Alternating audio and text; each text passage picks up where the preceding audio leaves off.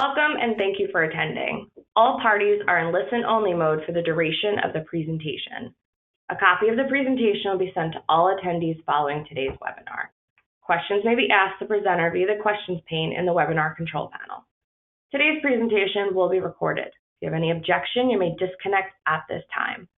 I will now turn the presentation over to your presenter. You may begin. All right, so good afternoon, SHRM Long Island. It's February 23rd. This is not Chris Valentino, despite what you might see on your screens. It is Henry Shapiro. If you look at the cover slide, you will know exactly why it is not Chris Valentino and why it is Henry Shapiro, because unfortunately I have ended up in a path of life that will forever tie me to the New York paid family leave law. So as the raindrops fall out here in Melville and the LIE, we wanted to give you an update on the paid family leave law. Nothing new, nothing that you may not already know, but all of the questions that flow into Jackson Lewis, Long Island, including some of them that flow into Jackson Lewis, New York City, end up in my email, on my voicemail, and in my hands. So it gives me the wonderful opportunity to dive in deeper to the paid family leave law, learn the ins, the outs, and also learn everything that we don't know. And I think I've told anybody that's ever spoken to me about paid family leave, this is what the guidance says, but until we see the courts or until we see the legislature up in Albany give us more guidance, we can really only go off this, and there's a big lack of clarity. That being said, let's dive right in. And as always, and I know Chris does this all the time, if there are ever any questions, you'll be able to reach me after, and we can always discuss.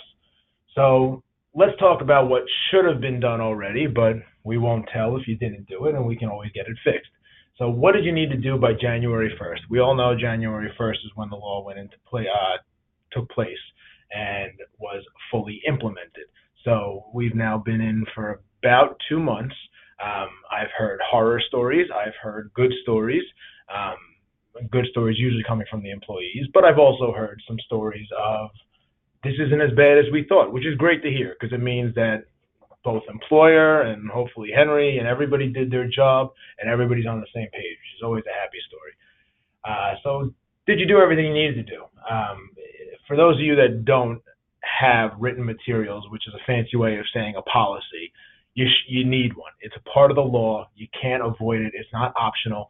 You must have a written policy, which we can create for you or your counsel can create for you.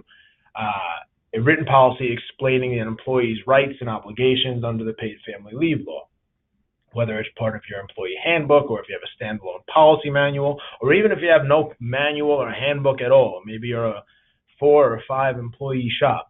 You still need to have written materials. If you don't have a handbook, you have to just have a standalone policy. That's part of the law. The required notice, there was a lot of commotion about this because many employers posted this 271S notice. 271S is the statement of rights. That's a form, it's a one-page form, looks pretty formal, comes from New York State. You can get it online, you can get it from me.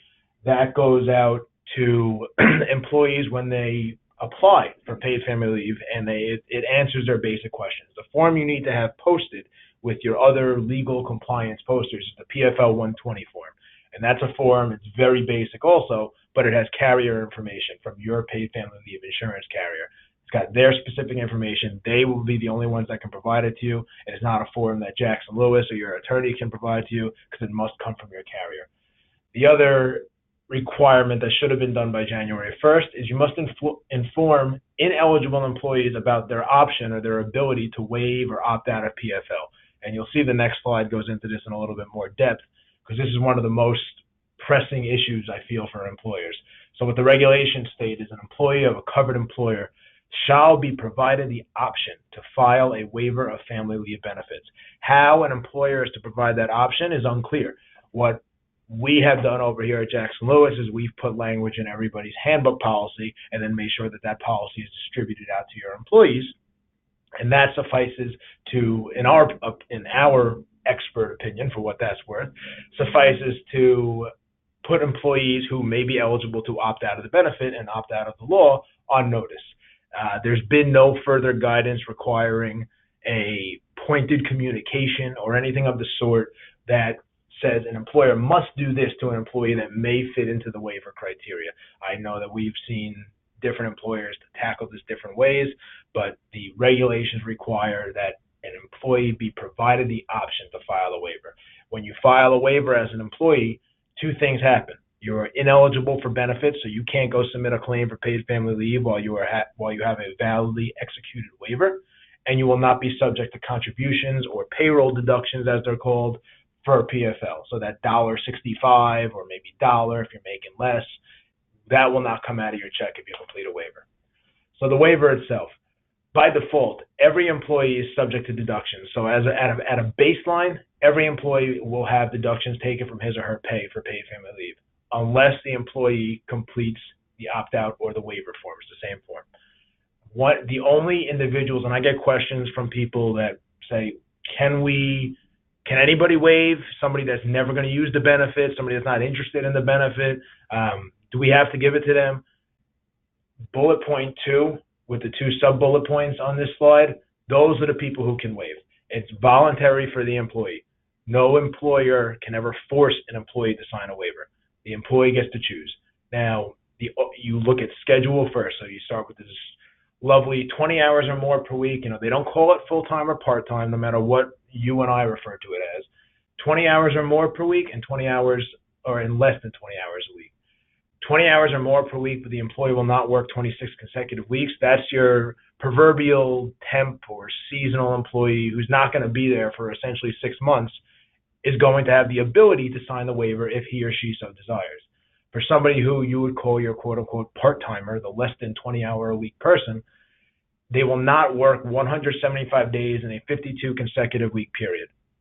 Now, I could spend probably the next hour going over the ins and outs and random applications of this, but unfortunately, since we are on our time schedule, I'll skip that for now.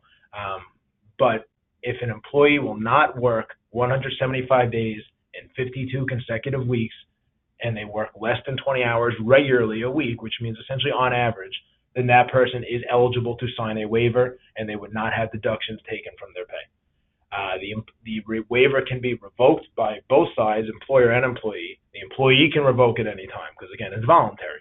The employer can only revoke it within 8 weeks of a schedule change where the criteria in bullet point 2 no longer apply. So if the employee that works more than 20 hours a week you thought was only going to work 14 weeks, and now because of a schedule change you really like that employee, you want to keep that employee on, you keep them a little bit longer, now they're going to be there for 52 weeks or 100 weeks, then you must, as an employer, revoke the waiver because they no longer fit the criteria. So I'd say behind the waiver, or maybe 1A to the waiver, is the PFL and FMLA Interplay. That's where we get hammered with questions. For those of you who are less than 50 employees and not subject to the FMLA, this is essentially a good time for you to try to take a quick 5-minute nap. For those of you that are subject to the FMLA, listen up, because this is most of the questions that I get involve employers having difficulty deciding how to run FMLA and PFL together, when they can, when they can't. So a couple of the basic differences that you just want to keep in mind.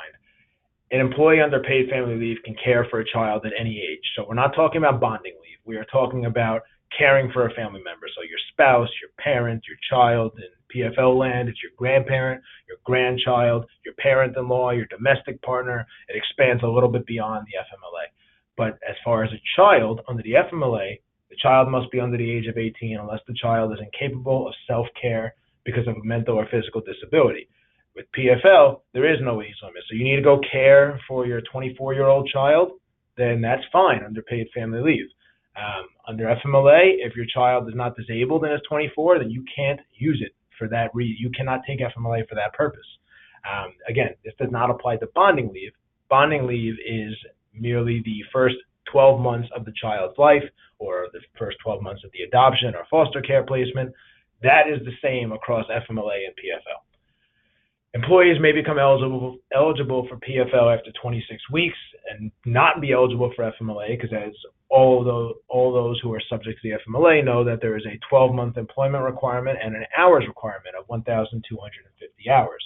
So you can very well see a scenario where you have an employee who is been with you for 6 or 7 months, is now eligible for paid family leave, but is not eligible for the FMLA yet. They haven't worked the amount of time. So they could take 8 weeks of paid family leave, and then once they hit 12 months of work, if they've still managed to do the 1,250 hours, which mathematically is possible if they are a regular full-time 40-hour-a-week employee, then they could take FMLA just a few short months after they return from paid family leave. And you can't run them concurrently because they've already used their paid family leave. So there's nothing to dock them paid family leave-wise.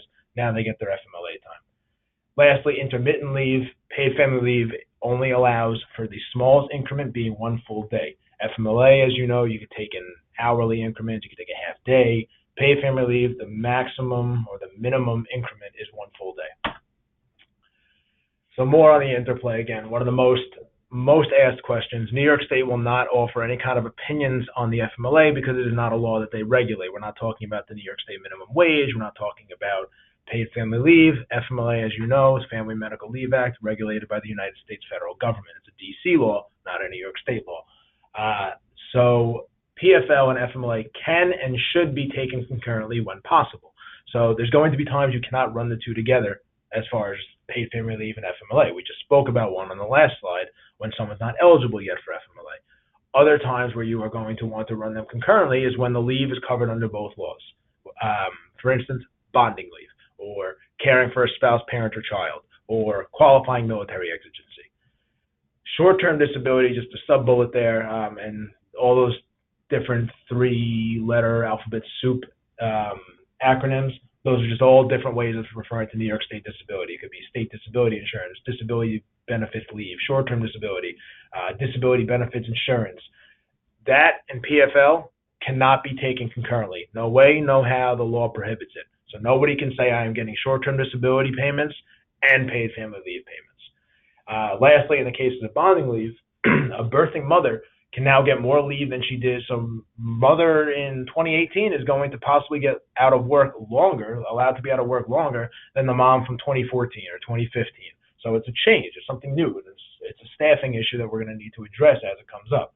So just the example, a mom who gives birth via C-section gets 8 weeks of short-term disability, which are also FMLA weeks. So those first 8 weeks after the mom gives birth, first 8 weeks of the child's life, she is disabled due to her own disability. She gets short-term disability payments, and she is out caring for her own serious health condition, which is the FMLA part of it. The last 4 weeks of the 12 that you get from FMLA, mom is taking, this is presuming the mother is not still disabled beyond the 8 weeks. Obviously, exceptions may arise. But the last 4 weeks of FMLA are for the purposes of the mother bonding with her newborn. Those 4 weeks should be running concurrently with the paid family leave law. As far as how you run it concurrently, you need to designate the FMLA leave as you would designate it in any other circumstances you've done before 2018. You designate your FMLA leave by giving those proper forms from the United States Department of Labor, and you have it in your policy, which has been in every Jackson Lewis policy that's went out, and you advise the employee, verbally, but also documented, you will be having these 2 leaves run concurrently. You're not going to get 12 weeks of FMLA plus 8 weeks of paid family leave in a scenario such as this example. So just a couple hypotheticals. And when the materials get sent out, this is more for your reference, and you're always going to get different hypotheticals with different scenarios. But for example, in the first one, mom gives birth naturally, no C-section. Her leave starts on the day the baby is born. So first week is an FMLA week for the mom's own disability. Short-term disability is on a 7-day waiting period. Nobody gets paid for those first 7 days, but they're still, eligible. They're applying. And during that week, because they're not getting paid from any other source, you can force their PTO usage, their paid time off. Weeks 2 through 6, FMLA and short-term disability are happening at the same time. Week 7, at this point, mother is no longer disabled, hopefully. Again, there could be exceptions, but week 7, mom is no longer disabled. So weeks 7 through 12, you have FMLA still going on, short-term disability ends, paid family leave should kick in. The employee should apply for it. If the employee doesn't apply and you still provided them all the tools to apply and the employee just ignores it or doesn't do it, We'll get into what you could do in a second, but they should be applying within 30 days prior to the request for leave, because this is a foreseeable reason for leave. Weeks 13 and 14, mom could take an additional 2 weeks of PFL because she's only used 6, weeks 7 through 12, or 6 of her 8 weeks, or she could save them for a later date in the year. She does not need to use them right on top of her first 12 FMLA weeks. PFL for bonding can be intermittent. The bottom example, on the second bullet point, this is a scenario where maybe we talked about earlier, where the mom is not eligible for FMLA yet. Maybe she's just too short term of an employee. What I really want you to focus on is the first 2 sub-bullets, weeks 1 and weeks 2 through 6. Yes, there's no FMLA. Yes, there's no paid family leave because it's a short-term disability time frame. It's not paid family leave. You can't get the two together. But so arguably, the mother has no way of being out of work. She has no leave option. Unless you offer an independent policy internally, there is no legal leave requirement. The legality comes in when mom is disabled, so we are not taking any adverse action based on mom's disability. So the Americans with Disabilities Act, the New York State Human Rights Law, and the New York City, for those of you in New York City, the New York City Human Rights Law all come into play. That's where you want to, essentially you're making an accommodation for the mom. What is an employer to do with paid time off? So under PFL, if it's only a PFL absence, not FMLA covered, you cannot force the use of PTO. That is clear from the law and from the regulations. There's no debate about that. If it's PFL only, so caring for your father-in-law, caring for your mother-in-law, you cannot force an employee to use his or her paid time off. You can offer them the option, but you cannot force them. So what do we do when the leave is covered under both laws? So a lot of this is legal jargon that I do not expect anybody to memorize, but unfortunately I have taken to the task of memorizing most of it. So the top bullet, we have paid family leave regulations. When a leave is covered under both the FMLA and the paid family leave law, an employer can designate a concurrent period of FMLA leave and charge the employee's accrued paid time off in accordance with the provisions of the FMLA. A lot of people read that and said, oh, FMLA lets me charge time. I'm allowed to force people to use their paid time off. I'm going to continue to do that. Keep reading, because through the paid family leave law, a lot of employers have learned that maybe they weren't administering the FMLA 100% properly. The FMLA regulations state if an employee does not choose to substitute their accrued paid time off, the employer may require the employee to use accrued paid leave for unpaid FMLA time. So times where the FMLA leave is straight leave, no pay. But as you read further in that regulation, when a disability leave plan, so what we would call short-term disability, arises, employers and employees may agree to have paid time off being used, but the employer loses the option to force the use of time. That option goes out the window. So what does this all mean? There's no case law on this because it's all brand new as far as paid family leave, but our advice is an employer should not require an employee to use his or her PTO when on a concurrent FMLA and PFL leave. You can permit it, but do not mandate it, do not force it. The FMLA regulations do not address PFL, but they address disability benefit plans, which you and I would call short-term disability. They address workers' compensation. These are collateral sources of payment, similar to paid family leave. When an employee is getting paid from a collateral source, such as workers' comp, such as short-term disability, such that the FMLA leave is no longer unpaid, it is now a paid FMLA leave, the employer loses his ability to force the use of PTO. Can I force an employee to take PFL? I hope you all know the answer to that. It is no. You cannot force an employee to use paid family leave. You should advise them if something is covered under PFL, just as you would under the FMLA, but you cannot force them to take PFL. However, if the employee is on a joint FMLA and PFL leave, and as the PFL regulations state, the employee declines to apply for payment, you have the option, and your carrier, your insurance carrier, have the option to force the use of paid family leave.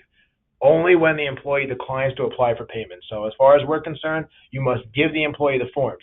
Tell them you're going to be running the two concurrently. If the employee knows all of this and still doesn't apply for payment, so send the forms into the carrier, you can deduct their paid family leave time, and so can your insurance carrier. So the last bullet point is maintain the open lines of communication. You and your carrier need to be talking back and forth about times that you've deducted leave from your employees, so they know not to approve 8 weeks of paid family leave if the employees maybe already used 6 weeks of paid family leave during a joint or a concurrent FMLA leave. So just a couple of closing thoughts as we wrap up here. Make sure you have updated your handbooks or policy manuals. Let's throw back to the first slide.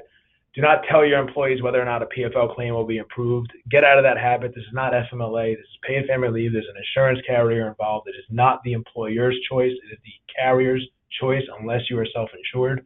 However, I've not yet found one employer self-insuring. Document. I think you've heard that from everybody with a legal background in anything you've ever done. So anytime you bring up PFL, you advise an employee that something might be PFL covered, or you speak about PFL, a quick document, a memo to a file, something just showing who you spoke to, what you spoke about, and what was discussed. And lastly, a lot remains unknown, including what happens with the denied claim that leads to a termination. In sum, what that means is if you take disciplinary action against an employee because they were out on paid family leave and the paid family leave claim gets denied such that they weren't out on paid family leave and now it looks like they had 10, 15, 20 days of unexcused absences, you terminate because that's your policy. If the employee goes to arbitration against the carrier for denying their claim and then the claim is then overturned and approved, what happens as far as who's on the line for back pay and what you must do is completely unknown. So it's a scary thought. And I think there's nothing better than ending a Friday with scary thoughts. I'm just kidding. Everybody, I hope you have a great weekend. Thank you for joining. And we are here with any questions should you have any.